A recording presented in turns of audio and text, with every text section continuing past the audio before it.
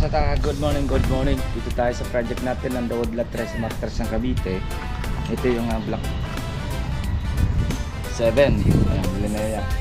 Dala natin yung requirements ng block 7 din ditong bubuksan natin. Ayan, samahan nyo at napasan natin ito ngayong araw. Check muna natin itong tinatize natin dito sa block 7 din ng Linea. Mamaya punta naman tayo sa Terra Vista ng General Tres Cavite. Okay, let's go.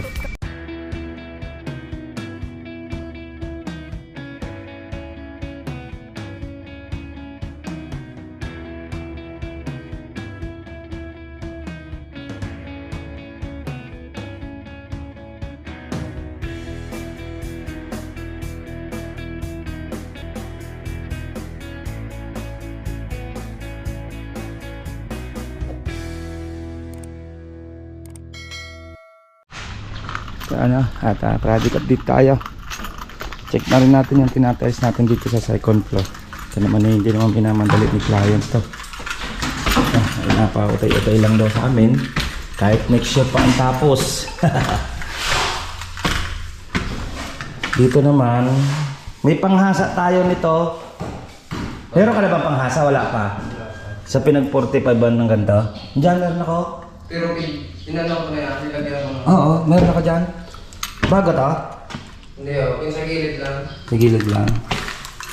Uy, malaki wala sa eskwela yung pader, no? Dito yun. Ito yan, CR niyan. Yan lang naman. Dito naman okay naman. Yan. Okay na. Wall partition na sila dito. Layout na lang natin ng wall partition. Para ano. Yan. Ayun na. Kompleto naman tayo. Materialis na rin naman tayo dyan. Sakto na pala, ano? Okay lang yung semento. Yung ano, buhangin, sakto lang din. Oo. Sumabra pa ng konti. Ang ano. Bukas na sila dito. At wall partition na. Ang gagawin natin. Yan. Okay. Ang galing yung napili ni client ng tiles. Okay din naman siya. Ang daming ilaw lang. Pin light strip. Ito lang naman yung may cove niya. Ito lang naman sa part na to.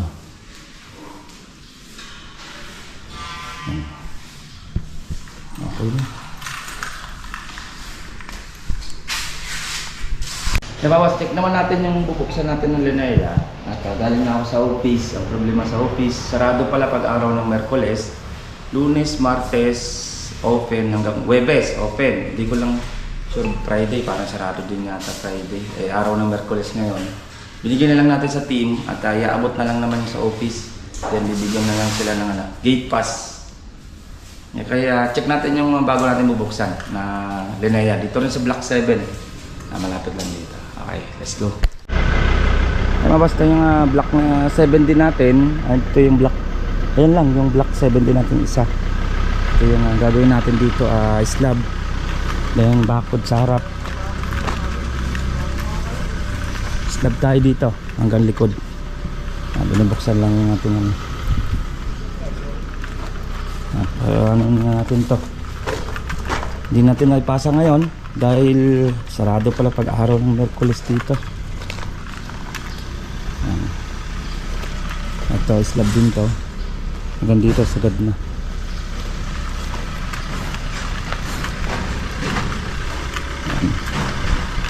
Tumas na may kuryente na rin naman to. Yung mga scaffolding, yung mga shoring jack natin kaya nandito na rin naman. Plywood wala naman kaming gagalawin dito pa naman sa interior, puro exterior lang muna kami. Yan ang natin dito. Wala pa naman masyadong kasi ito pag pina-extend ni client yung extension niya, mababago yung roofing nito. Yan, mainit. Andito lang naman kami. Slab lang, concrete slab. And then yung finish ng gate, saka bakod dito sa harapan. Okay, update ko kayo pag na-start na namin ito mga boss. Hintay lang namin pasa yung mga requirements na kailangan namin dito. Okay? Block 7 din mga boss, Linea. Mga boss, dito naman tayo sa Jasmine Terra Vista. Ito yung block 41. Konti pasilip tayo. Tinawagan na natin yung maghahakot nito. Kaya bukas, hakutin naman. Konti pasilip tayo. Kabit na yung PVC panel nya. Ano, at Terra Vista tayo ng Jasmine. Ang gagawin na lang naman namin dito, clear na lang kami sa interior. Ito naman pag-iipunan pa naman ni client itong bakod niya dito. Patatapon na natin to by bukas. Darating dito yung truck na naghahakot niyan. Dito naman kabit na yung ating PVC. And ilaw din, meron din naman yan doon. Yung mga fill light, ayan, nakabit na rin naman. Tapos bilihan na natin ng switch ng ilaw. Ayan, kabit na rin naman. And then ito naman, plastering na lang natin to para maganda-ganda bago natin i-turn over. Ito naman pag-iipunan ng client hanggang dyan kay slab ni client. Then ito PVC panel, na-electrical muna natin yung para matakpan na rin ang PVC yan. Yan yung ating CR sa second floor. Yan, okay na rin naman to. Pupunasan na lang din natin yan natin dito sa interior. Dito naman sa second floor, yan, bilang na natin yung kailangan ng mga switch. Yan, okay na rin naman to. Kabit na rin yung mga ilaw. Yan, ito ilaw rin. Okay na rin to. Meron din tayo dito isang ilaw. Yan, nakabit na rin naman. Dito naman, master bedroom. Ayan, kunting retouch pa. Sabay-sabay na yan. Bago linisin natin, sabay-sabay na retouch niyan. Tapos check natin yung mga switch, kung ilan ang kailangan habang tinatap-tap. Tinatap na yung dito niya para sa makabit na yung kanyang PVC panel. Yan naman yung hintay namin. Tsaka ang floor drain, mabili na rin. Yan, yung kanyang mismo chandelier niya. Ayan, drop light. Ayan, okay. Tapos na rin naman tayo dito. Puro palinis na lang din. Ito yung Terra Vista natin mga boss. Ayan boss, yan ang ating project ng Terra Vista. Itong blocks 41 na Jasmine. And then yung woodlands natin, tsaka yung binubuksan natin na isa. Update ko kaya pag talagang nabuksan na natin yon. Kailangan natin kompletuhin muna ang ating mga requirements bago tayo makapag-start. Okay, yan ang ating kunting pasilip dito sa ating Cavite project. Kung may inquire kayo, pwede nyo akong message sa J Oragon sa Facebook page, and sa YouTube pwede kayo mag-message din. Pero mas maganda kung sa Facebook page na lang kayo, mag-message sa inquire na lang kayo kung mayroon kayong unit na ipapagawa. Okay? Ayan at ingat-ingat tayo boss. Bye-bye. Ito pong J Oragon Vlog, napakaganda po ng channel na ito, no? Tungkol po ito sa construction.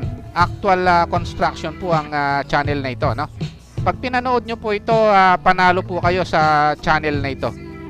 Napakaganda po ng mga video niya. Lalo na pong magaganda, no, yung mga iba't ibang design niya. Kakaiba po yung mga iba't ibang design niya sa mga kisame. Subukan nyo pong panoorin J Oragon Vlog na ito. Matutuwa po kayo pag pinanood nyo po yung mga video niya. Maraming salamat po.